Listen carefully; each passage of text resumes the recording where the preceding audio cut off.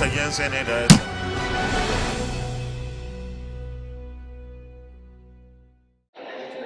Court adjourns suit seeking to sack Ekweremadu from Senate till November 9th. I am Ebresomi Sharon, and we are glad to have you back on this week's episode of Nass This Week, where we bring you your weekly recap in and around the Nigerian National Assembly. In the House of Rep, the Academic Staff Union of Universities has said its decision to call off the strike action was based on its trust and confidence it has in the Speaker of the House of Representatives, Femi Gbajabiamila.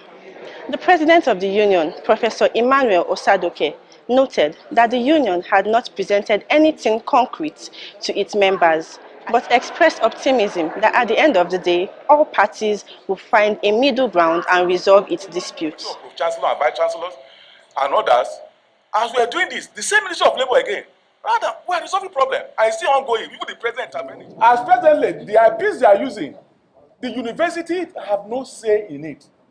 They sit down in the office and pay you what they want. But what we have done, you have to pass through all the facets of the university.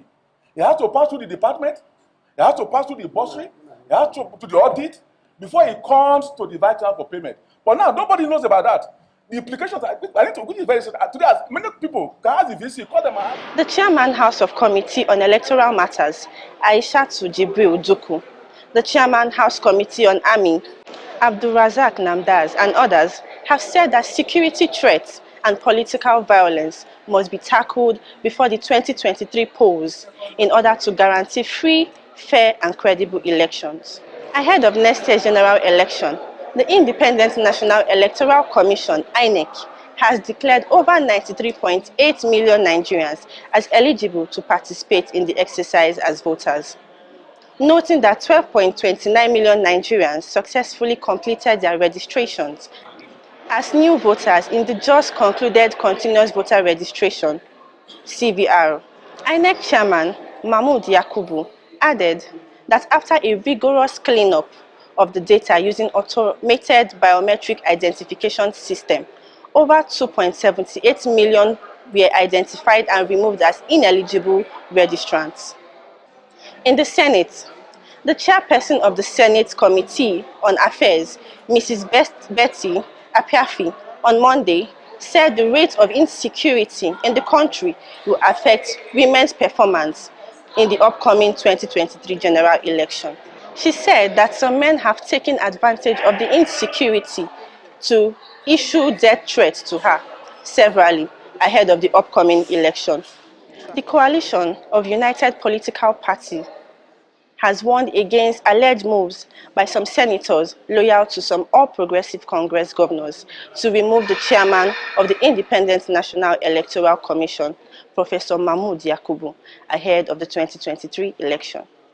The CUPP, in a statement issued by its spokesman, Ikenga Imo Ugochinyere, said the plan, as reported in the National Daily, that politicians were moving against Yakubu over INEC's insistence on using the bimodal voter accreditation system in the 2023 elections will be vehemently resisted by the opposition parties and civil society organizations.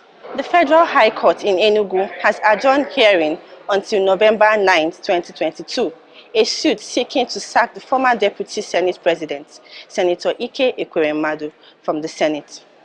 The former Deputy Senate President and Beatrice, his wife, are facing charges bordering on conspiracy to arrange, facilitate the travel of another person with a view to exploitation, namely organ harvesting.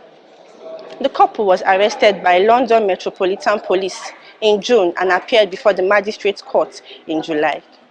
It's a wrap on this episode of Nass This Week. Please do well to join us next week for another interesting episode.